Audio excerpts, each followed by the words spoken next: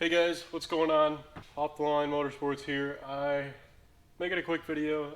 I've got a CD009 transmission. I don't know if this is going to help a lot of people because I know taking apart a transmission is a little bit more than what they want to do. But there's a lot of confusion going around on the internet on what makes a CD009 a CD009, or how to be able to tell that it is in fact a CD009 transmission. This transmission I picked up off of a guy in Illinois, and it didn't have a VIN tag. Not sure why, don't know what happened to it. Even the little one that's riveted down into the bottom wasn't there. Obviously the sticker on the bell housing was rubbed off. No idea what the number was. So, real quick thing to be able to tell it's a CD009. See, I have this service manual here, printed it off, found it on the internet actually. And while you're going through some of this, and there's a couple diagrams in here, if anybody needs this, I can post the link as well. And like I said, this is, more for the people that are comfortable mechanically. Like, I know a lot of people would be kind of scared to, take this transmission apart, but I didn't know what it was exactly. I thought I got a decent deal on it. Missing a few parts, couple trips to the Nissan dealership, and got things, I got gaskets, some check balls here, some weird little reverse plunger, a couple other things that this transmission happened to be missing. I think I picked it up for like $400, the transmission itself. Maybe spent another $90 in parts. So still, I'm coming out pretty ahead. Yeah.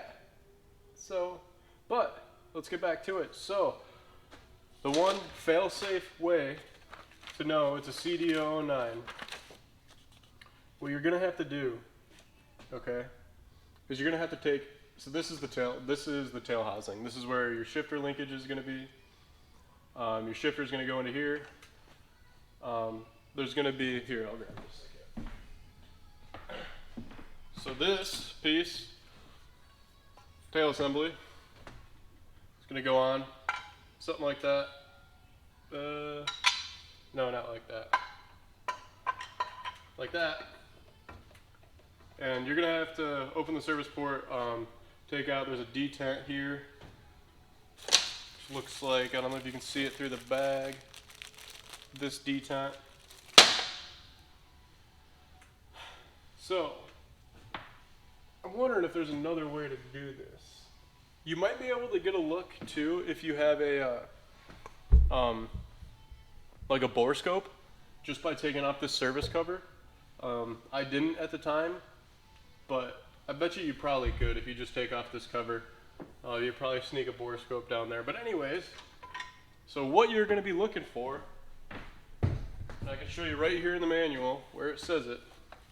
So, let's get this a little closer. You see this plate here?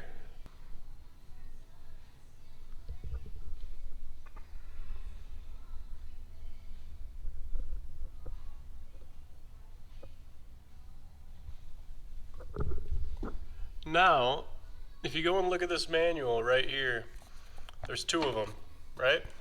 One of them is in two pieces, the other one is one piece.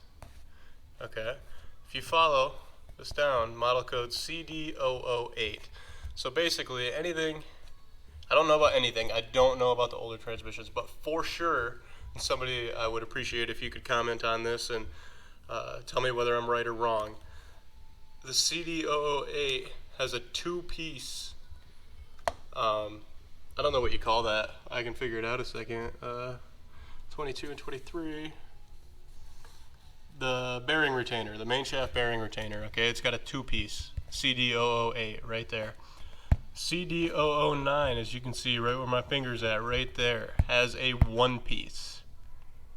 So, if you can get away, maybe you can fish a bore scope in here. if you can tell, even if you can get a borescope and just see this corner, as you can see here, CD008 does not have that corner. Actually, I think I'm looking at this backwards. Yeah. So this corner, where my pinky's at right there, is on the right side of here. This transmission's flipped around. So, yeah, basically, if that bearing retainer is one piece, it's a CD009.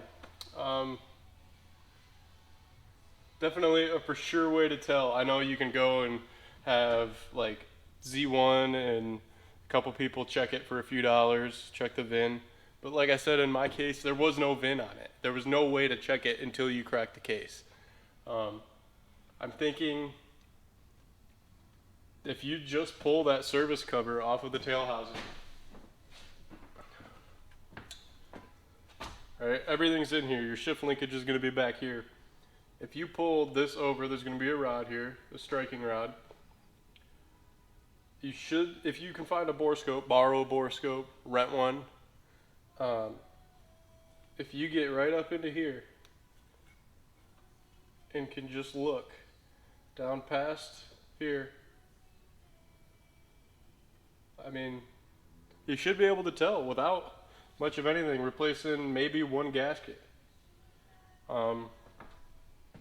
Yeah, so that's my 2 cents. I hope this helps you guys. If it doesn't, I'm sorry.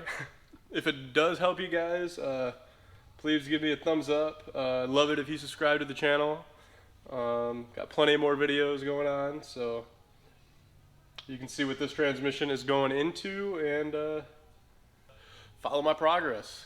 So that's it for today, guys. Until next time.